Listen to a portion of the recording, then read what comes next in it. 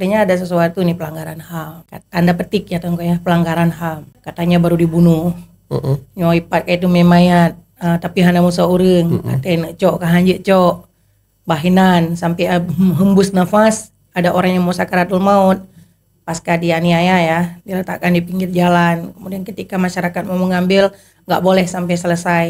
Allah memanggil menjemput ajal, yang bersangkutan baru boleh mengevakuasi gitu. Sehingga saya mendapati jawaban Aceh sedang tidak baik-baik saja. Mereka hadir di tengah-tengah masyarakat itu dalam keadaan welcome, benar-benar diterima oleh masyarakat. Mereka hadir tidak mengganggu sekelompok nih ya. Dan pada saat itu saya mendengar dari orang-orang tua ini bahwa mereka adalah para pejuang keadilan.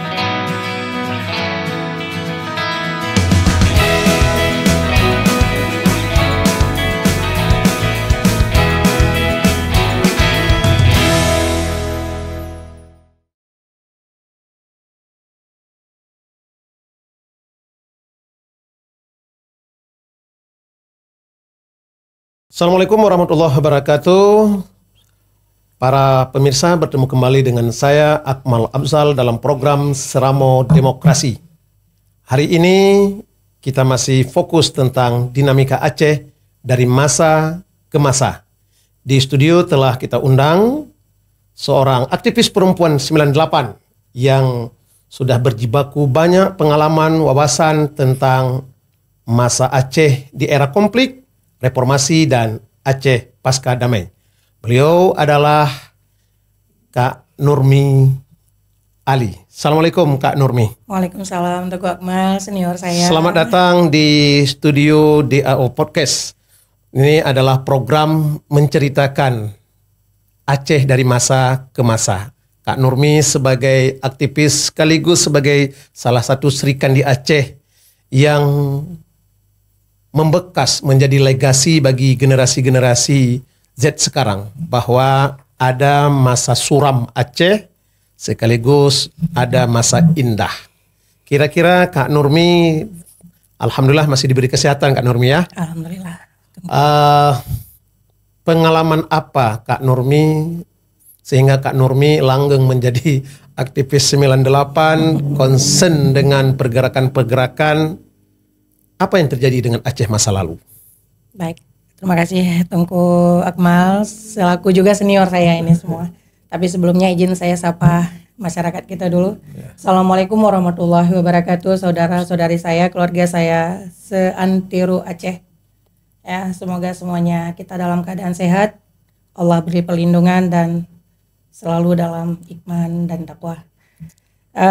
Jujur Tengku, Lun Male nukeun aktivis. Saya tidak pantas, saya juga bukan Sri Kandi. Cuman karena dengan dinamika di lingkungan pada saat itu, saya kan masyarakat kecil ini. Masyarakat kecil yang hidup di pedalaman Aceh Timur, ya bisa dibilang pedalaman lah pada saat itu, karena memang listrik pun kita tidak punya. Tapi pada usia kecil saya itu masih usia 13 tahun, kita sudah sangat mengerti, sangat paham bahwa kita tidak dalam posisi aman. Nah, kita tidak dalam merasa menikmati hidup bebas dalam arti kata bersyarat ya. Kemudian tidak juga mendapati apa sih sebenarnya yang disebut hidup merdeka, tenang saat makan bersama keluarga. Kemudian kita juga menyaksikan penindasan langsung di hadapan mata, melihat mayat-mayat bergelimpangan hampir seminggu 3 kali. Itu di usia berapa? Di usia 13-an tahun. Masya Allah. Ya, jadi 13 tahun itu sekitar 89, 88, 90 lah ya. Saya sudah sering bersama adik-adik teman-teman yang lain tuh terkadang dalam seminggu mendapati mayat di pinggir jalan. Kita kan masih anak-anak SD nih ya, masih anak-anak kecil, bahkan masih terkadang digendong orang tua. Jadi berawal dari situ saya sudah mulai menggumpal. Pingin tahu. Rasa penasaran saya itu luar biasa besar. Ada apa? Kenapa kok orang sudah begitu, sudah mulai senja pada sengang, kosong, perkampungan mulai sepi. Tapi kita belum paham ada apa. Karena yang namanya anak kecil kan. Itu begitu dasarnya. Apa yang lalu pada saat itu, izin Tengku, pada saat itu lalu mencekam. Sepertinya saya sendiri belum tahu pada saat itu ada apa di masa lalu. Di usia yang masih remaja, Kak Nurmi ya, apa yang ada dalam gambaran Kak Nurmi ketika melihat itu adalah hari demi hari potret buram yang cukup menyakitkan? Sepertinya ada sesuatu yang terjadi ketidakadilan di Nanggro Aceh tercinta.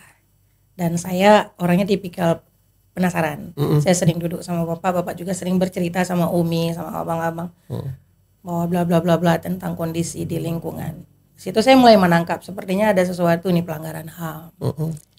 Tanda petik ya tengko ya, pelanggaran HAM. Katanya baru dibunuh.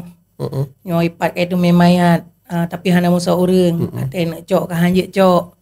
Bahinan sampai hembus nafas, ada orang yang mau sakaratul maut pasca dianiaya ya, diletakkan di pinggir jalan. Kemudian ketika masyarakat mau mengambil, nggak boleh sampai selesai.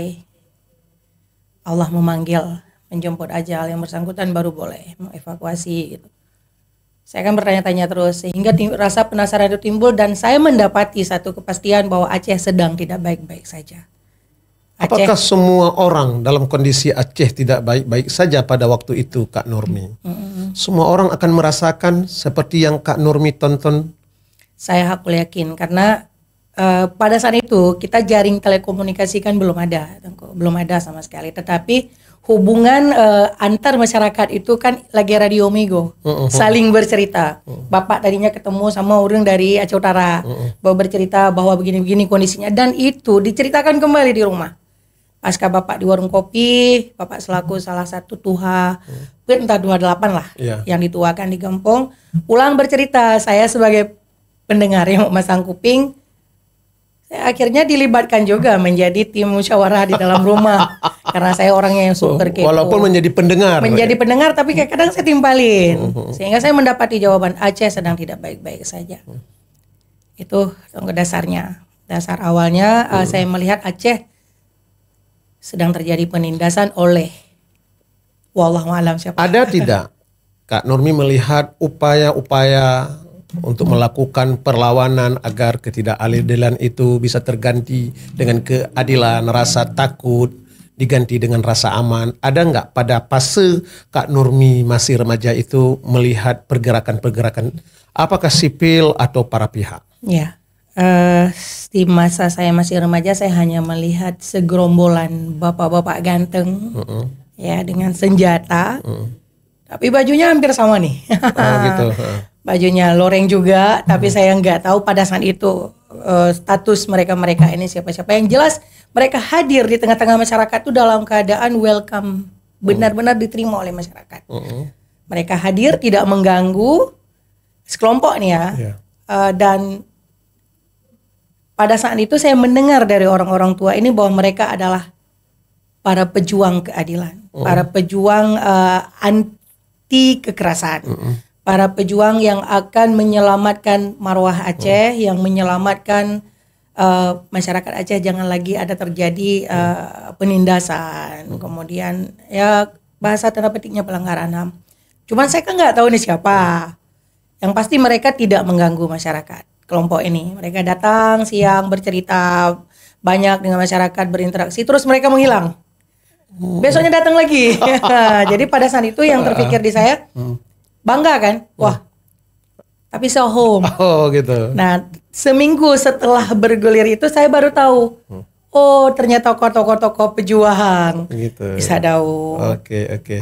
Dan apakah kondisi seperti itu Kak Nurmi, bahwa di tengah-tengah kegalauan, kebisingan, ketakutan itu ada secercah harapan walaupun lam-lam timu kalau bahasa Aceh ya, karena kondisi mungkin tidak mendukung. Tapi adakah rasa kehadiran mereka itu bahagian daripada energi positif? Sangat. Masyarakat sangat mengharapkan itu karena masyarakat tidak tahu mesti berbuat apa. Mereka tidak punya imam. Saya khusus dan kami ya, karena di masyarakat pedalaman tidak punya imam pada saat itu untuk apa yang harus kami lakukan. Kami hidup dalam ketakutan, mencari rezeki dalam ketakutan. Mejan seput uro pada hai lampu hana ban remang bacu bangkai po cicim ya tuh kata pot udah ketakutan kita masuk ke rumah. Hana tuduh dalam rumah. Jadi begitu nampak kan ibarat pelita nih wah.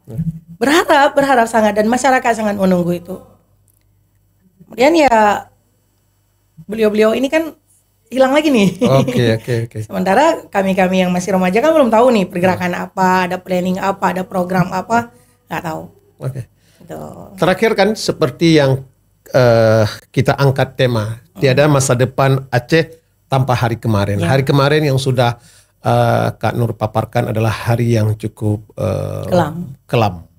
Tapi lambat laun Kak Nurmi menjadi wanita penggerak civil society. Apa yang memotivasi Kak Nurmi masuk pada kelompok pergerakan itu? Wah, izin tunggu saya sedikit cerita tentang perjalanan hidup. Boleh. Perjalanan langkah saya dari awal ada di tengah-tengah kawan-kawan, boleh ya? Saya jujur, saya ulangi kembali, saya tidak pantas disebut aktivis. Saya juga bukan Sri Kandi, hanya pastinya saya berkecimpung di gerakan ini karena memang sejak usia 13 masih sangat-sangat manja, belum lagi mengerti apa itu dunia sebenarnya. Apalagi dulu ya, belum mengerti apa itu alat komunikasi bla bla. TV hanya TVRI, hitam putih. Hanya bisa menonton dunia dalam berita. Ya.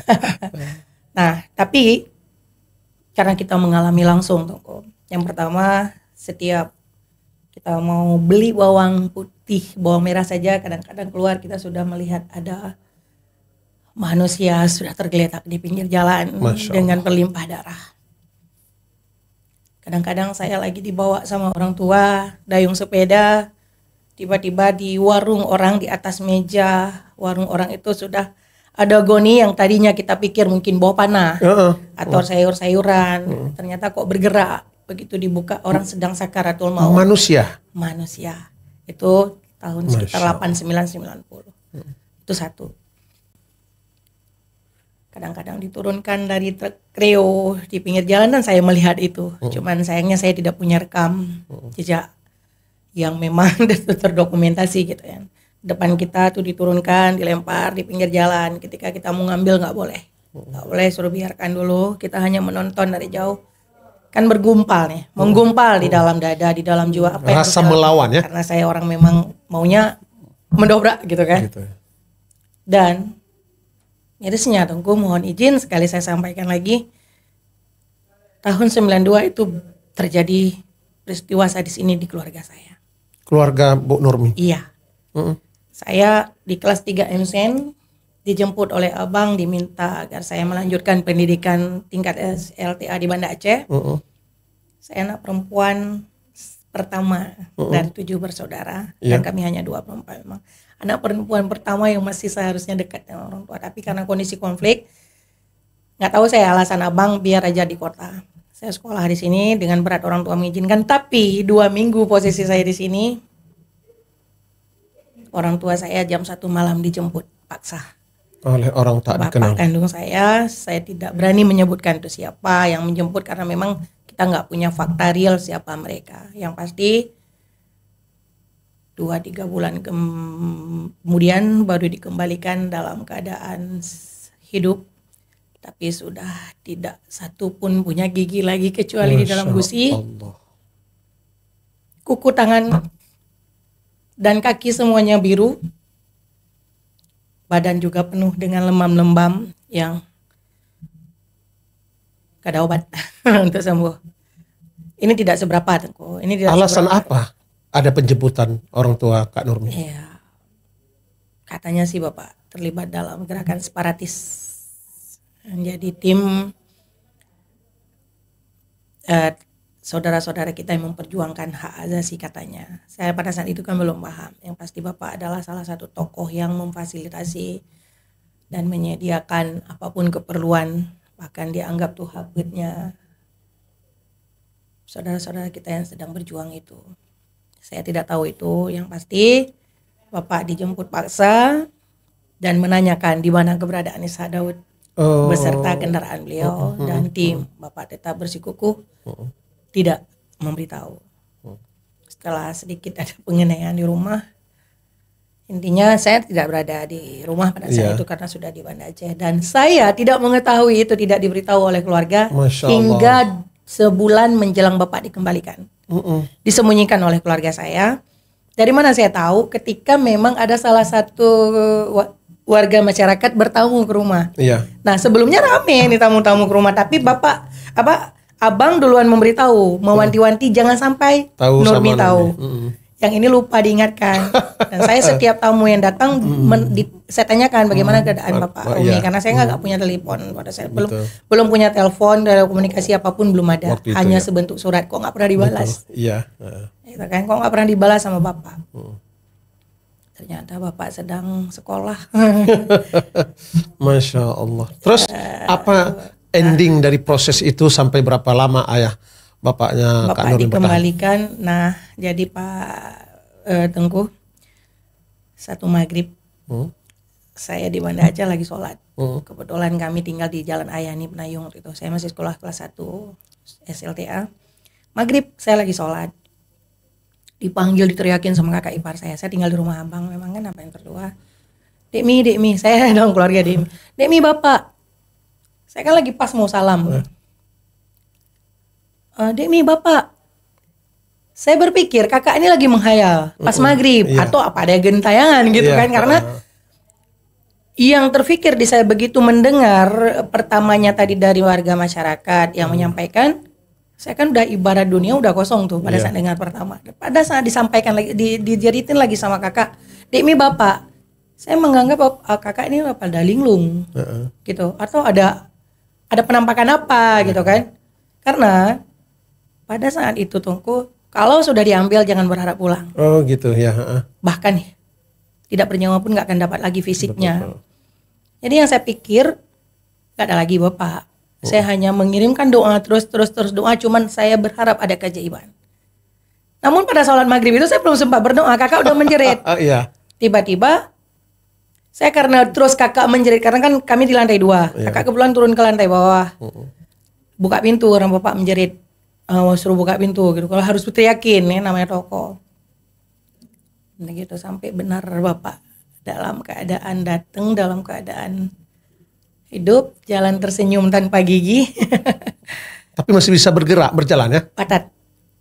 Pak Super Batat bergerak jalan. Ya Allah. Bahkan sampai terakhir beliau berpulang ke rahmatullah juga masih bisa. Oke, terus kita lanjutkan ke motivasi itu menjadi tolok ukur kakak bergerak. Itu yang buat kan menggumpal nih. Terus menggumpal dari umur usia 13 tahun, kemudian usia 16 17. Nah, ketika tamat SLTA kan kuliah. Iya. Saya kuliah pulang ke Aceh Timur dikarenakan Umi saya efek dari penyiksaan yang Bapak rasa, Umi stroke. Betul. Ya, Umi sempat stroke. Tidak seberapa sih Tengku dibanding dengan korban-korban yang lainnya. Saya hanya secuil saja.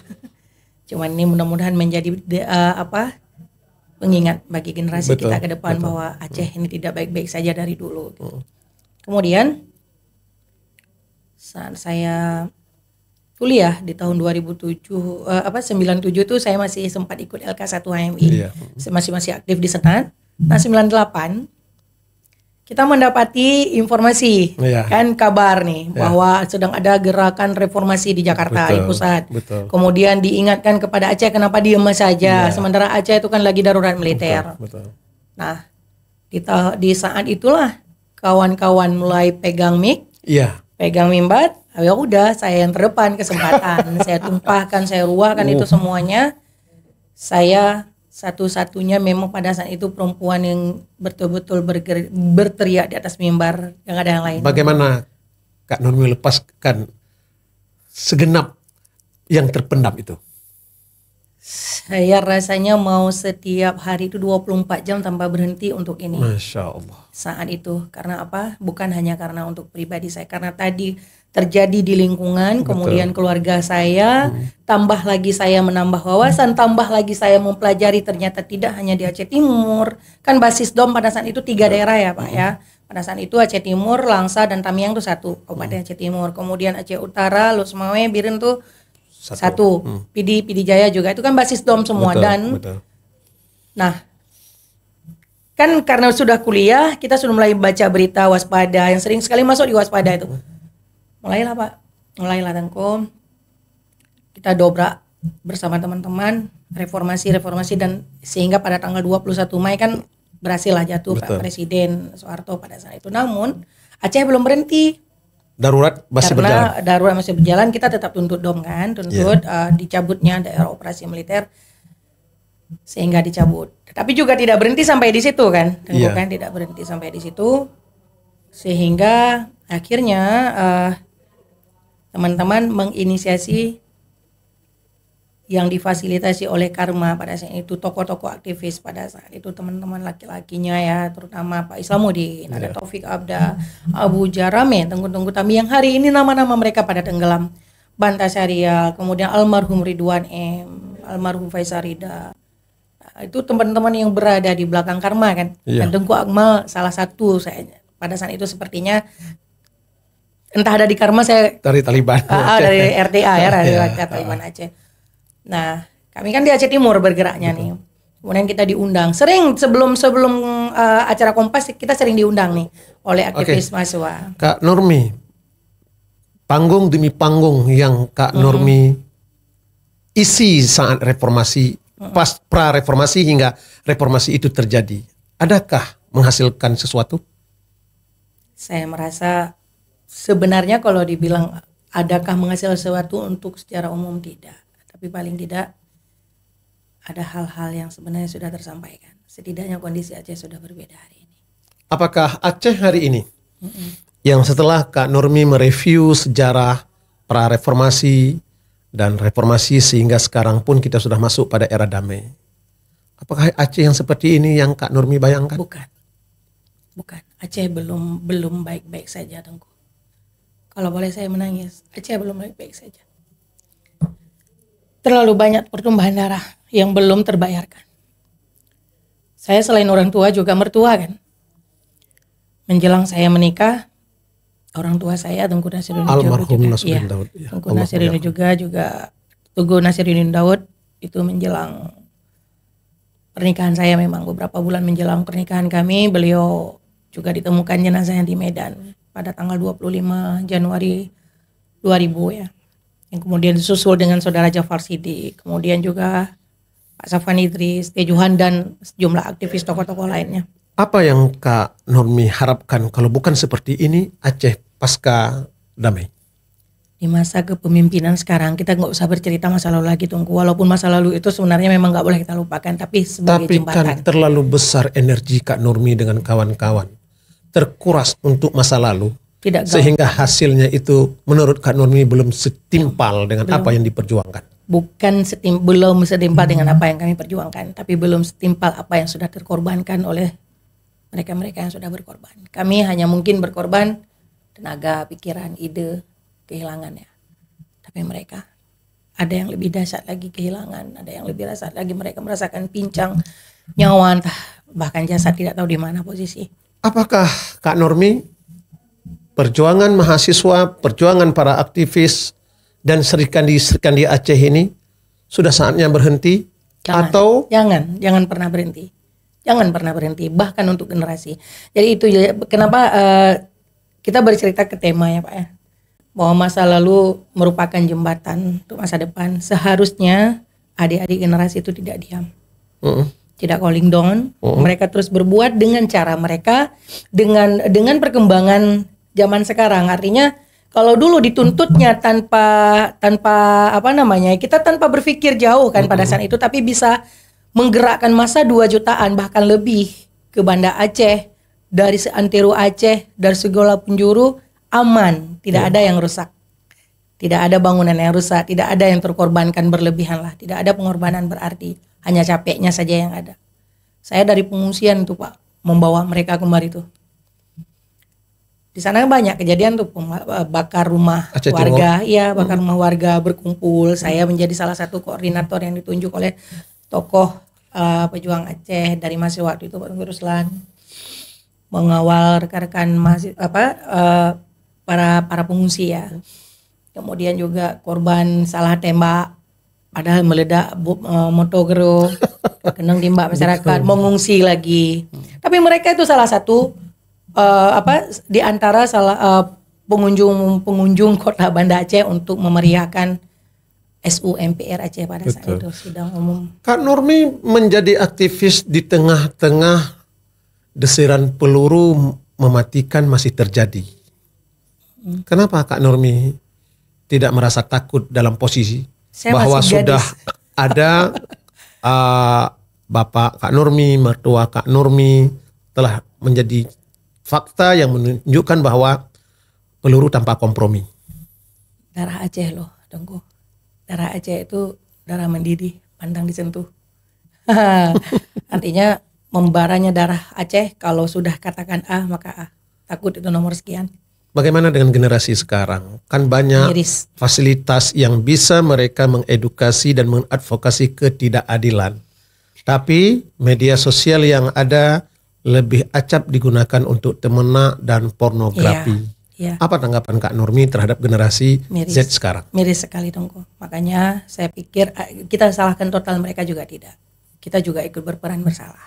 Karena membiarkan baik wadah, personnya kita, orang tua di rumah ya, dari sejak dini mungkin mereka kurang dalam pengawalan, kurang ketegasan, kemudian juga pihak berwenang juga tidak menindaklanjuti ini yang seharusnya ini tidak mereka lakukan itu, tapi semestinya mereka memanfaatkan wadah ini untuk membuktikan Aceh ini wow gitu kan. Aceh ini perlu martabatnya dinaikkan. Aceh ini perlu bangkit. Tidak stuck di situ-situ saja. Bahkan sebenarnya telah terpuruk tanpa kita sadari. Artinya hari ini adik-adik generasi anak-anak kita ini perlu dalam pengawalan kita untuk memang benar-benar ada satu lembaga atau lembaga yang sudah ada kita manfaatkan untuk generasi ini benar-benar muncul ke hal yang lebih positif lah. Kita menghadapi satu fase generasi tanpa arah. Mungkin bisa juga karena diawali oleh legasi positif itu belum kita transfer. Ya, benar. Apakah aktivis 98 dengan segenap para serikandi-serikandinya tidak melakukan upaya itu? Sampai detik ini saya lihat sudah pada cooling down. Kenapa itu terjadi? Ya sudah pada masing-masing. Karena apa yang mereka perjuangkan ini menurut saya ya, salah satunya saya mungkin kan. Ketika pada saat itu kita bergerak kompak tanpa tahu dasarnya dari mana. Begitu saja terjadi rapat blong oleh teman-teman, undang ayo datang. Karena memang pada saat itu kita tahu kita harus merdeka. Merdeka dalam arti kata tidak tertindas. Betul. Bukan merdeka memisahkan diri dari Aceh, itu udah lain ceritanya, udah ke referendum kan. Artinya apa ya Tengku ya, peran teman-teman ini memang saat ini cooling down semuanya. Tapi jadi kalau perlu. kita melihat fenomena hari ini Kak Nurmi, begitu pahitnya masa lalu, kendati masa sekarang itu tak bisa terlepas dari amunisi yang telah kita korbankan saat masa lalu.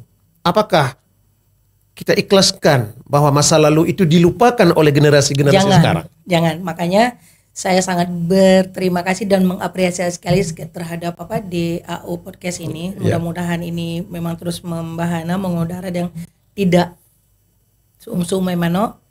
Mari kita undang aktivis-aktivis yang semestinya hadir juga di sini, itu yang akan mengupas semuanya menjadi catatan sejarah yang ketika di-scroll oleh anak-anak generasi kita, mereka tahu oh ternyata perjuangan Aceh begini adanya. Ternyata bapak, ibu dan pakcik saya bukan hanya korban karena oknum tertentu, bukan karena seperti yang digaungkan ini karena adanya gerakan Aceh Merdeka pemberontak. Padahal kan tidak sedemikian.